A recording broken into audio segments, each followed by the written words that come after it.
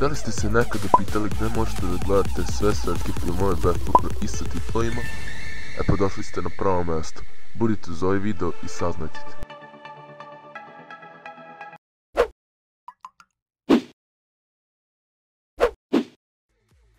U današnje vremena ne možete ni film pogledati, a da vam ne iskoči 1000 reklama i pop-upova na ekran.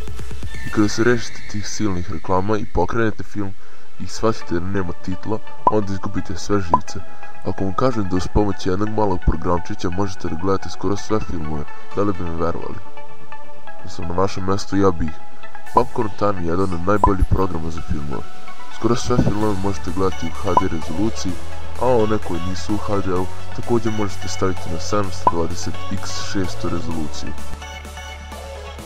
Popcorn Time je besplatan i dolazi sa puno dodatnih stvari, kao na primjer kada se film završi on se automatski pojavi u vašoj download lokaciji za Popcorn Time koju možete podesiti kroz podešavanje. Neki novi filmovi nemaju srpske titlove zato što su tek izašli. Naši ili domaći filmovi nisu na listi Popcorn Time-a, a također možete gledati serije kao The Walking Dead, Prison Break, The Breaking Bad i ostale. Da li preporučujem Popcorn Time? Besplatan je, veoma lak za upotrebu i imate sve što bi trebali da imate za gledanje filmova kao što su titlovi, HD rezolucija i ostale stvari. Dakle, preporučujem ga i link će biti u opisu ovog videa.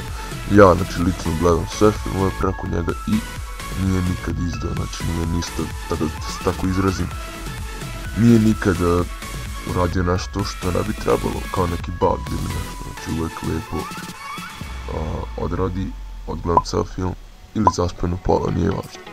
Hvala što ste gledali ovaj video i mi se vidimo u sljedećem videu. Rekao sam šta sam rekao.